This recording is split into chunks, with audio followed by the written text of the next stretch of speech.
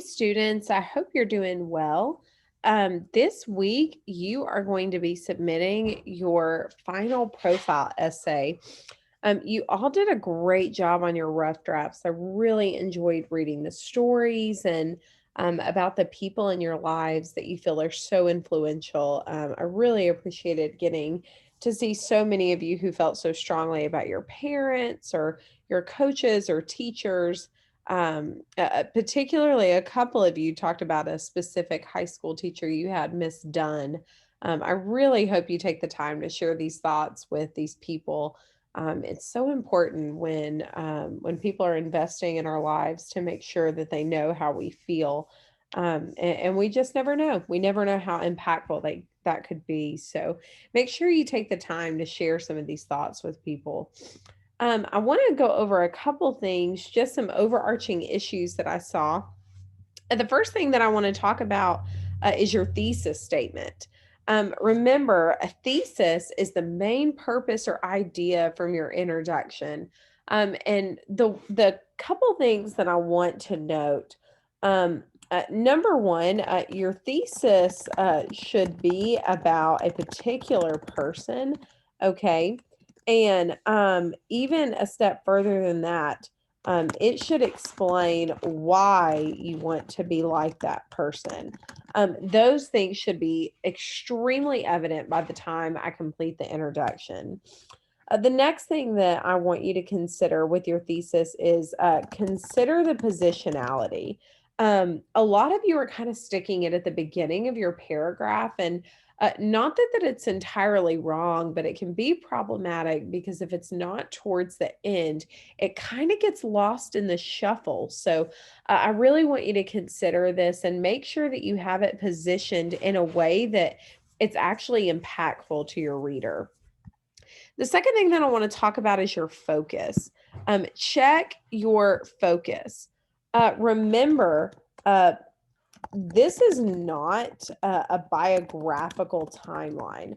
I don't want to just hear your mom's story or your dad's story. I want to hear how that story makes you want to be like them.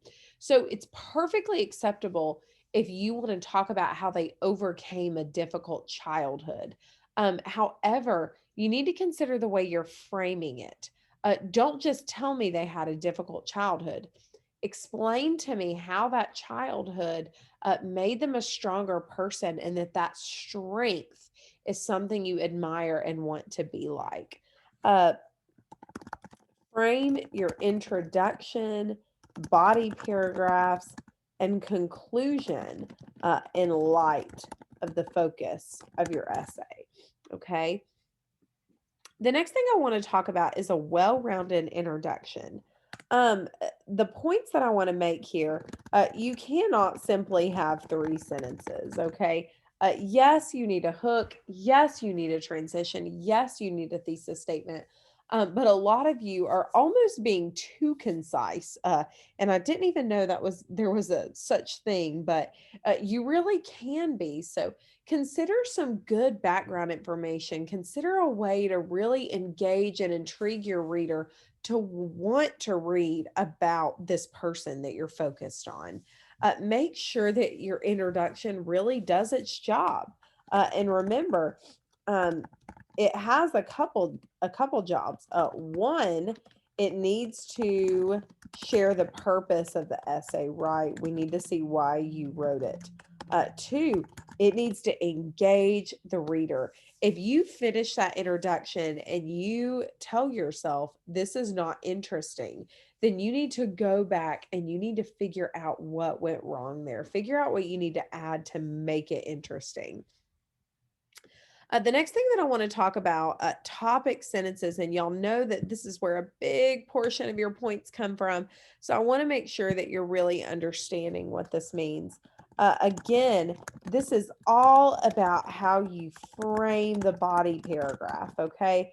A lot of you, for example, a lot of you are saying something like, I'm going to use the name Jane. Jane was born in 1976. Guys, this is not a topic sentence. This is a small detail. Your topic sentence needs to explain the thesis statement. Really and truly, every single topic sentence in every single paper you write goes back to your purpose, your thesis statement.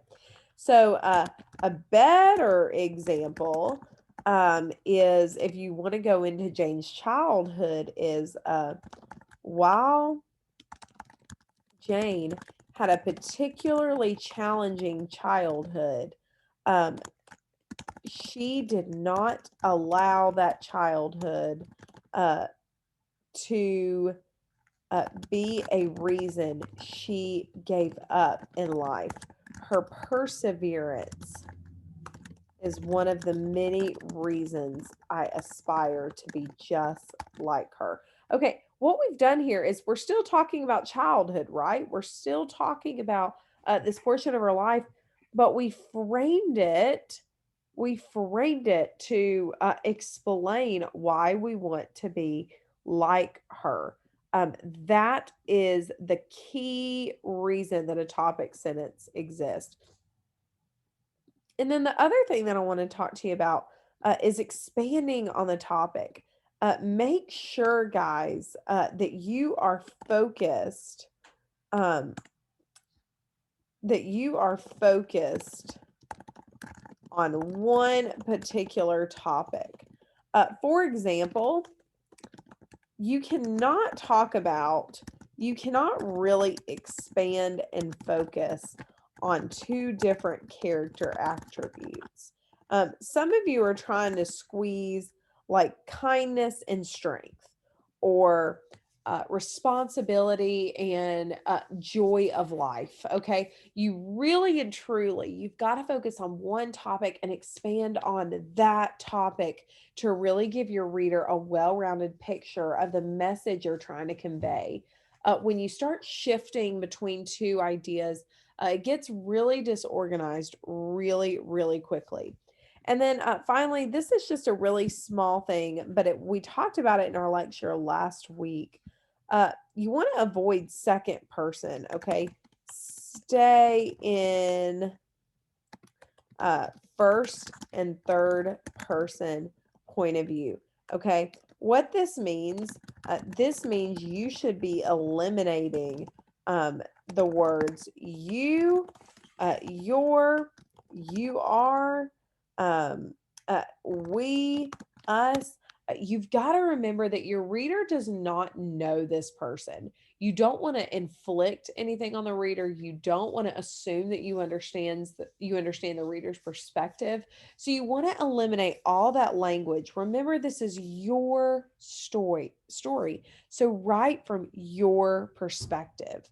When you're writing about the other person, write in third person language. And if you have any specific questions on that, don't hesitate to reach out.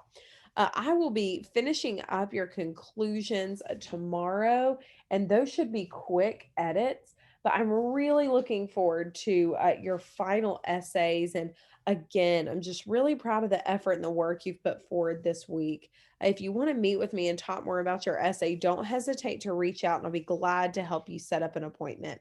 All right, I hope you have a great day, and I look forward to working with you again this week.